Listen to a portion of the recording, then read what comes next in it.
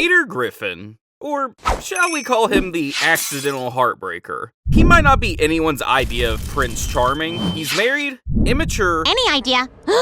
and barely understands the basics of romance, yet found himself tangled up with multiple women over the years. Let's take a closer look at every time he somehow became a ladies' man. Let's start with the obvious. Lois Griffin. Their love story began when Lois, the rich and refined Peter Schmidt daughter, somehow found charm in Peter, a beer-loving doofus from Quahog. She's the definition of patience, constantly cleaning up Peter's mess while somehow keeping the family afloat. Lois asking Peter to promise he won't drink is such a sweet moment. Week to provide for this family. I am the man of the house, and as the man, I order you to give me permission to go to this party. Look, at least promise me you won't drink. Alcohol always leads to trouble. It's not about control, but about love. It shows how deeply she cares for him. Despite Peter being a walking disaster, whether it's getting hammered at church, causing a scene at the ice cream store, or making a fool of himself with Irish coffee in Philadelphia, Funny guy, Tom Hanks. Everything he says is a stitch.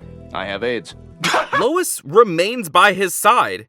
She's taken every hit, yet never walks away. Promise me, Peter. Lois, honey, I promise, not a drop of alcohol is gonna touch these lips tonight. Well, that promise didn't even last a full scene. You know, I feel kind of bad, you guys. I promised my wife I wouldn't drink. Oh, don't feel bad, Peter. Huh, gee, I never thought of it like that. Does Lois still trust him? Because if I were Lois, that divorce paperwork would have been filed ages ago. Even after their separation, despite Peter's childish behavior, Lois realizes that life without Peter isn't the same, and her love for him remains unshaken. A patient person like Lois also resolves to violence for Peter. Lois's love for Peter is the kind that endures even the most frustrating moments. Despite his reckless, immature antics like reading comics while driving, Look at all those hamburgers. her anger is fleeting. It's a love built on understanding. No matter how ridiculous the situation, their love might be unconventional, but it's unshakable. Lois proves once again that her love for Peter isn't about appearances. Oh, Peter, he look like you. I can't believe you're all still standing by my side after what a jerk I was. Even after his weight loss fuels his arrogance, she doesn't waver. When the accident brings him back to reality, she's still there, unwavering. For Lois, it was never about how he looked. It was always about who he was. The staged marriage counseling camp was yet another eye-opener for Lois. Through jealousy and challenges, one thing became clear. No matter what situation came their way, Peter and Lois had each other in the end. Lois watches as Kimmy gets obsessed with Peter, and you can practically hear her internal scream. Is it jealousy? Seems like pure love to me. A beautiful moment highlights where, despite Peter's usual antics, Lois, let's have another baby. Sweetie, you're not serious. I sure am. The best thing I've ever done with my life is being a dad. Oh, Peter, I think it's a wonderful idea. Lois expresses her enthusiasm about expanding their family, showing her love and dedication to Peter. When it comes to helping her so-called Prince Charming chase his dreams, Well, I've saved some money from teaching piano, and I say this is the perfect time for you to pursue that dream. that's not just support, that's love in its purest form. Peter as a heartthrob sounds ridiculous, yet women kept falling for him, whether out of bad luck or worse judgment. From obsessive exes to workplace nightmares, they all saw something in him. Madeline's eyes linger a little too long, her stare practically dripping with intention. She settles beside Peter, clearly not just for casual conversation. But Peter, in all his oblivious glory, There you go. brushes it off without a second thought. Seriously though, out of all the men around, what is it about Peter that caught her attention? Alana started as a struggling girl just trying to save up for college, and Lois, the kind soul, took her in to ease her burden. A simple job, just school runs and house help. But who knew this so-called innocent girl would turn into a full-blown homewrecker? Did I just give away a spoiler? Winning over Lois and the kids was just step one. Alana had bigger plans. She wasn't just being kind, she was falling for Peter, and she knew exactly how to get his attention. What better way than through his stomach? Did you enjoy your 5-course meal?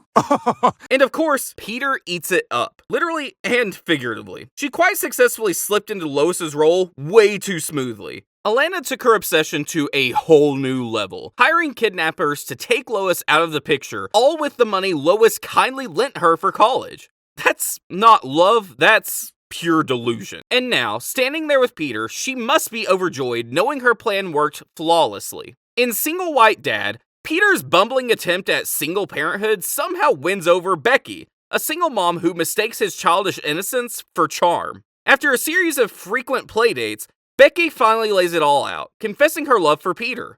I really like you, Peter. It's rare that you can relate to someone on a deeper level like we can.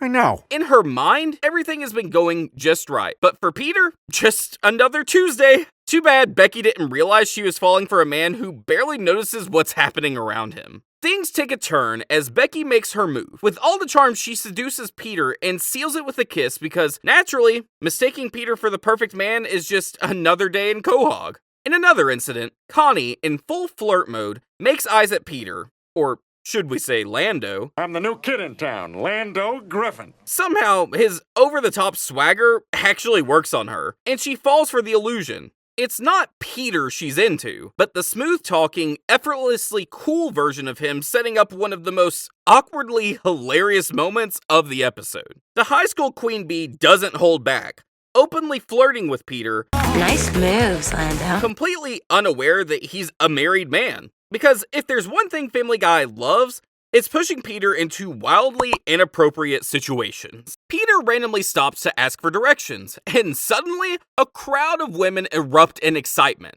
One even walks up to him, skipping all formalities and diving straight into inappropriate questions. Do you like cake? Yes. Do you like my Yes. It doesn't stop there, though. Angela walks in, freezes, and locks eyes with Peter like he's the eighth wonder of the world. That stare, pure admiration. No, that's not it, Griffin. There's something different about you. The moment she notices he's not wearing his glasses, her eyes light up, completely mesmerized by him. Peter, completely clueless, just stands there. Angela takes things up a notch, boldly telling Peter. Never noticed you before. I like what I see. Peter, in peak discomfort, tries to laugh it off, but Angela, oh no, she is doubling down.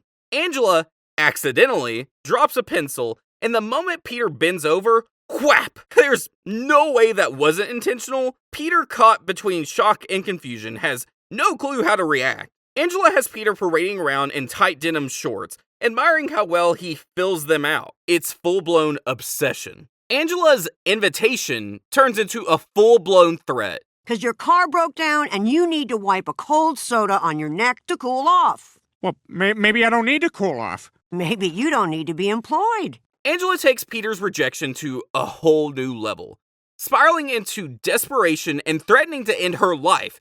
Just sleep with me just this once and it'll give me everything I need. Sleep with me tonight. Save my life. So, naturally, he steps in, but not as himself, but as Reginald. And in the end, she got what she wanted. Angela's love, or shall we call it manipulation. Peter Griffin attracting admirers isn't just surprising. From obsessive stalkers to women twice his age, let's dive into the most absurd romances of Quahog's least likely ladies' man. Lois, the ideal mother, just wants the best for her kids. I don't want Stewie in that school anymore. It seems like it's really gone downhill. So, to pay off the tuition, she takes a job at the post office. Solid plan, right? Enter Gretchen, Peter's ex, resurfacing from the past. Who the hell is Gretchen Mercer? And this is postmarked a week before our wedding. Lois stumbles upon Peter's letter, and that really shouldn't matter anymore, not for Lois. Lois, suspicious, questions why Peter sent a letter before their wedding. Why would Peter write a letter to another woman just before our wedding? Why don't you just open it and read it? What? Seeking answers, she delivers it herself to Gretchen. Hi, are you Gretchen Mercer? Yes. May I help you? Peter Griffin. Wow. This is from an old boyfriend. What? He was just writing to say that he was excited about getting married and that he finally had enough camel cash to get a leather jacket and a pool floaty. 20 years is a long time. Long enough to overshadow an old letter, right? But here comes Gretchen, not just remembering it, but actually showing up at Peter's door. And not just for some casual small talk. I finally got your letter, and you still had thoughts about marrying me? Gretchen, I wrote that a long time ago.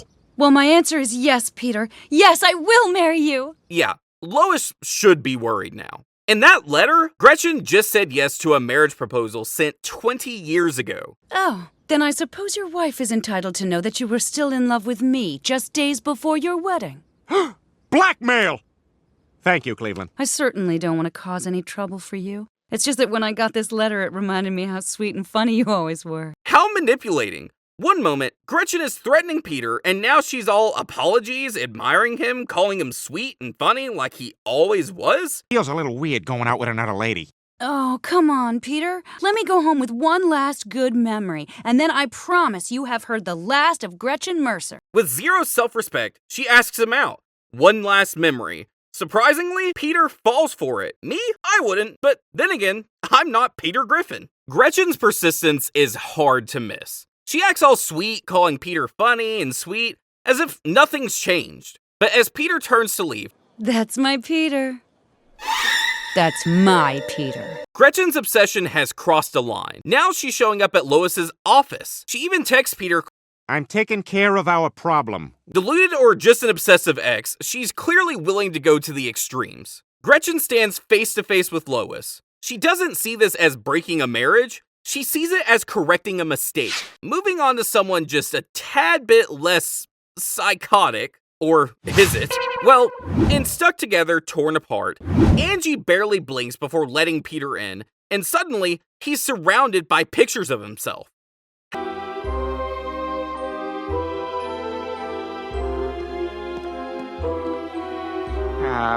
What is all this stuff? Has she secretly loved him all along? Because who else decorates their home like that unless they're in love? Feels like Angie's been holding on to this obsession for a long time. I have been waiting for this moment for 25 years. I haven't washed my hands since you last touched it. Oh my god! Wait, did Angie just say she's been waiting 25 years to meet Peter? That's true love. And she never washed her hand after Peter touched it? That's disgusting. Every little piece of him was locked away to keep the moment alive. Yeah, it was enough to make even Peter bolt without a second thought. Evelyn, twice Peter's age, somehow manages to slip right into his heart with ease. To Peter, she's got the warmth of a mother, comforting, reassuring, but for Evelyn, her intentions are anything but motherly.